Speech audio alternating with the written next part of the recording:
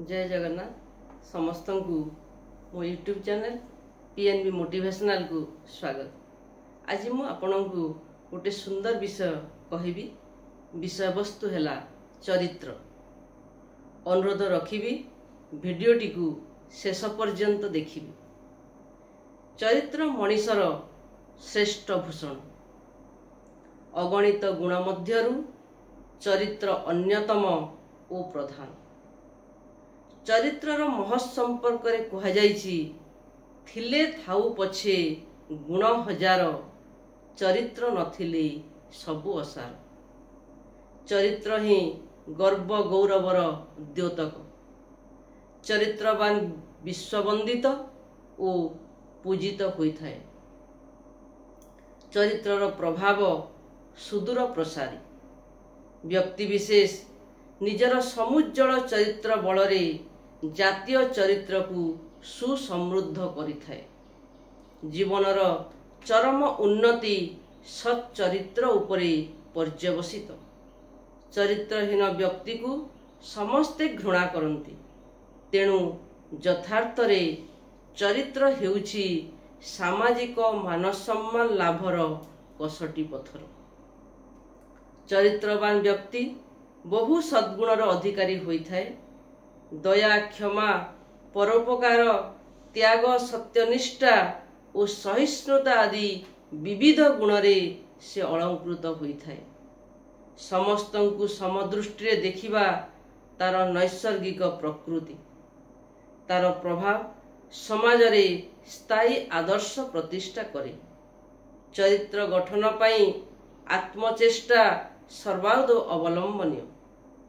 मनीष निजकू जेभली भावरे प्रस्तुत करे तार कार्यकलाप सेभली आदर्श प्रतिफलित हुए। पुणी शैशव ही चरित्र गठनर प्रकृष्ट काल। परिवार ही चरित्र गठनर प्रथम क्षेत्र। पितामातांकर साधुता, दया, क्षमा, नैतिकता शिशु को प्रभावित करे। तेणु आदर्श परिवार ही आदर्श चरित्र गठनर केन्द्रस्थल। दैनंदिन चरणी रे चरित्र गठन पाई दृष्टि देवा नितांत जरूरी। दैनंदिन कार्यकलाप उन्नत हेले चरित्रर विकास साधन घटे। सु अभ्यास द्वारा चरित्र मार्जित और संशोधित हुए। चरित्र एक निर्दिष्ट गुण नुहे, बरं बहु आदर्श गुणर समन्वित परिप्रकाश। प्रातः शय्या त्याग ठारू रात्रि शय्या ग्रहण पर्यंत प्रत्येक क्रियाकलाप उज्जवल चारित्रिक महत्व प्रकाशित हुए। साधुता, संयम, सत्यनिष्ठा, परोपकार, दया और नम्रता चरित्र शतदलर एक एक वर्णाढ्य सुरभित दल। सत्य एक अमोघ अस्त्र। यह चरित्र रे विशुद्धता और निर्भीकता भरी दी। मने रखिबाकू हेबो, सत कहिबाकू किया डरिबी, सत कहि पछे मले मरिबी। चरित्र गठन अपेक्षा चरित्र स्खलन खूब सहज। कथारे अछि, बुड़ी गला गोड़ तळकू तळकू। थरे सत्पथरु पाद खसाइले व्यक्ति पक्षरे सत्पथ को फेरिबा कष्टकर हुए। एहार विविध कारण मध्यरु व्यक्तिगत और पारिपार्श्विक कारण दुईटी प्रधान।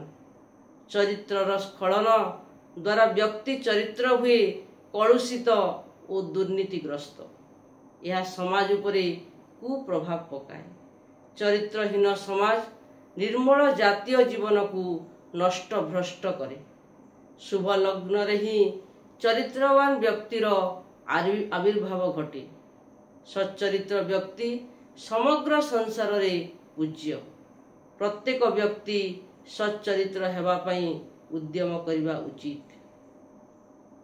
कवि कालिंदी चरणଙ୍କ भाषारे निजर चरित्र जार अमूल्य संपद, अपर को दिए नाही भय, निर्भीक से पथ तार सदा निरापद, सबुठारे लभे सेही जय।